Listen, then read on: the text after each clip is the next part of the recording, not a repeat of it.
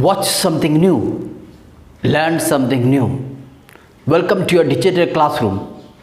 I am Saji Kevi and you are watching my channel, The Eureka. In the previous video, we learned the Duke was about to adjourn the court as Dr. Valerio did not come to decide the case. Then Nerissa, dressed like the clerk of the lawyer, appeared there as messenger. And then the Duke invited Nerissa to the court and confirmed that Nerissa had come from Padua and from Dr. Valerio. Now, let's go through this scene in detail. Bassanio, why dost thou whet thy knife so earnestly? Why do you sharpen your knife so earnestly, so seriously? Shylock, to cut the forfeiture from the bankrupt there. I want to cut a pound of flesh of Antonio, who is bankrupt now. Graciano, not on thy soul, but on thy soul, harsh Jew, thou makest thy knife keen. Now, Shylock was preparing himself for cutting a pound of flesh of Antonio, and Shylock started sharpening his knife on the sole of the shoe for cutting the flesh of Antonio. At that moment, Graciano tells Shylock that you are not sharpening your sword on the sole of the shoe, but on your own soul. That is to say, by your act, you are going to destroy your own soul. You are going to kill a man and you will be condemned to go to hell. But no metal can, not the hangman's axe, bear half the keenness of thy sharp enemy. But no metal, not even the knife of the hangman, is half sharp as your malice.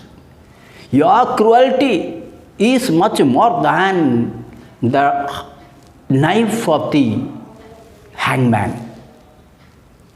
Can no praise pierce thee?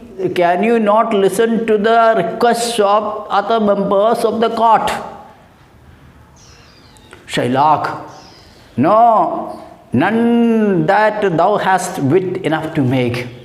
No, no one has so much intelligence to make a request that it can change my mind. Graciano, oh, be thou damned, inexorable dog. You must be damned to go to hell. You must be condemned to go to hell. You inexorable dog, a dog that cannot be insulted and cursed enough.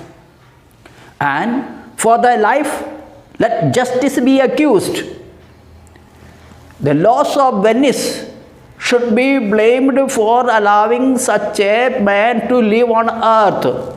You must have been put to death by the law of Venice, as you are so cruel and merciless. Thou almost makes me waver in my faith to hold opinion with Pythagoras that souls of animals infuse themselves into the trunks of men.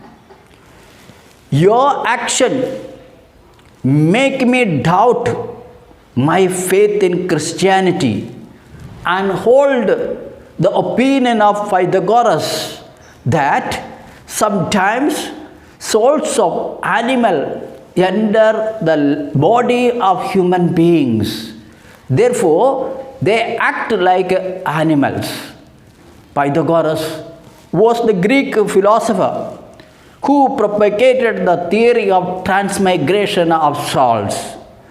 And seeing the act of Shylock, Graciano thinks that souls of animals entered the body of Shylock. Thy currish spirit governed a wolf who hanged for human slaughter. Even from the gallows did his fell soul fleet, whilst thou layest in thy unhallowed dam, infuse reserve in thee, for thy desires are wolfish, bloody, starved, and ravenous. It seems to me your spiteful spirit was the spirit of the wolf that was killed for killing human beings. When it was killed, the soul of that wolf fled from the gallows and entered the womb of your unholy mother when you were lying in the womb of your mother, because your desires are wolfish, bloody, ravenous, hungry. You are a bloodthirsty man. You behave like an wolf. Therefore, your soul is like the soul of the wolf. Shylock, till thou canst rail the seal from off my bond, thou but offend thy lungs to speak so loud. You will go on, use the words of abuse to insult me till I remove the seal of the bond. Your insult can only destroy your lungs. Your speaking loud can destroy only your lungs. Repair thy wit, good youth, or it will fall to querulous ruin. Improve your senses, otherwise it will destroy you. I wait for the law. I wait for the judgment. Duke, this letter from Valerio doth commend a young learned doctor to our court. Where is he?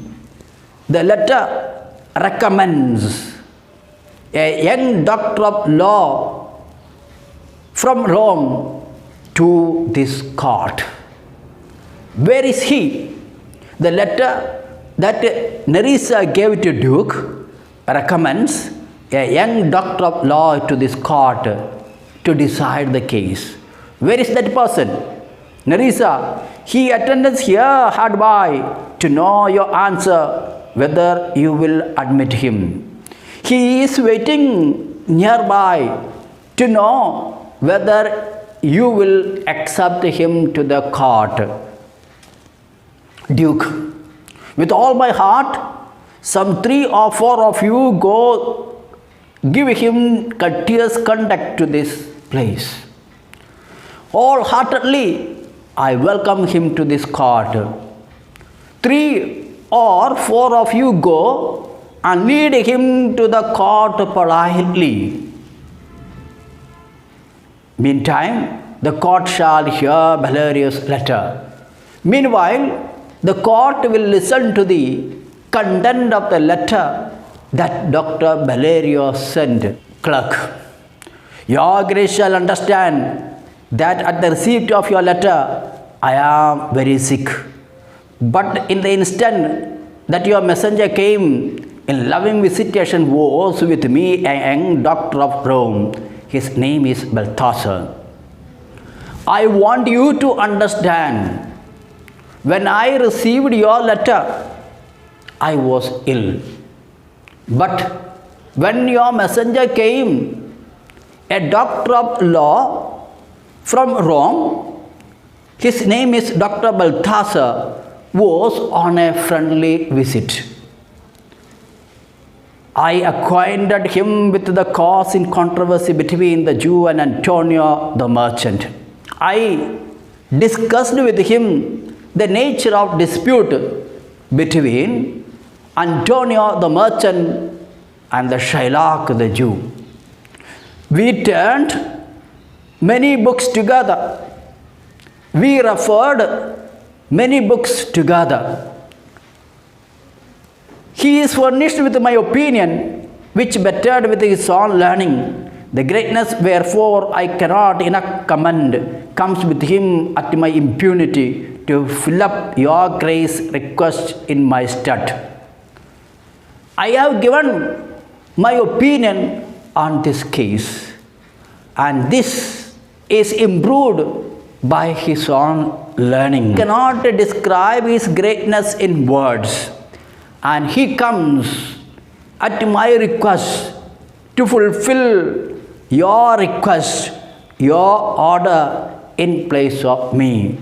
Therefore, kindly accept him in my place. I beseech you, let his lack of years be no impediment to let him lack reverent estimation. For I never knew so young a body with so old a head. That he is young should not be a hindrance for you to consider him in your estimation, because I have never seen such a young man who is so wise and intelligent. I leave him to your gracious acceptance, whose trial shall better public his commendation. I request you to accept him, and his action will prove his worth better than my praise. Though I praise him, but his action will prove better in the course of time when he deals with the case. Duke, you hear the learned Valerio, what he writes. Here I take it, is the doctor come? You have heard the content of the letter of Dr. Valerio, and here I accept his request. Has he come? Enter Portia dressed like a doctor of law. Give me your hand. Come you from Dr. Valerio. Please shake hand with me. Have you come from Dr. Valerio? And Portia, dressed like a lawyer, enters the court, and Duke very heartily welcomes Portia to the court to decide the case of Antonio and Shylock. Portia, I did, my lord. Yes, my lord, I came from Dr. Valerio. Duke, you are welcome. Take your place. You are welcome here. Take your place. Are you acquainted with the difference that holds this present question in the court? Now, are you acquainted with the nature of dispute that is presented before the court? Do you know the nature of the dispute that is presented before the court? Portia, I am informed thoroughly of the cause. Yes, I have been informed in detail about the nature of dispute between the Jew and the merchant. Is the merchant here? Which is the Jew? Which is the merchant and which is the Jew? Duke, Antonio and old Shylock both stand forth. Both Antonio and Shylock move forward. Portia, is your name Shylock? Is your name Shylock? Shylock is my name. Yes, I am Shylock. Portia, of a strange nature is the suit you follow, yet in such a rule that the Venetian law cannot compel as you do proceed. Your case is really strange, yet this bond has been made according to the law of Venice. Therefore, no one can find a fault with you as you proceed with the case in the court. You stand within the danger, do you not? Antonio, you stand in danger from him. Do you know that? Antonio, yeah, so he says, yes, he says so. Portia, do you confess the bond? Do you admit that you have made such a bond?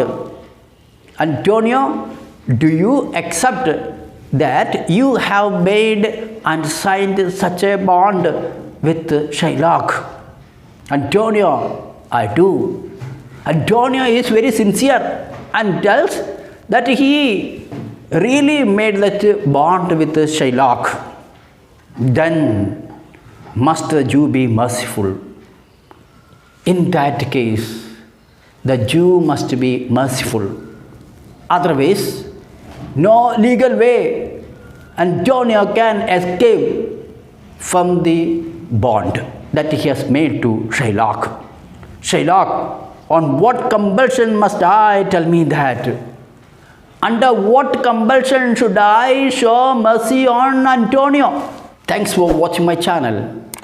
Don't forget to subscribe, like and share.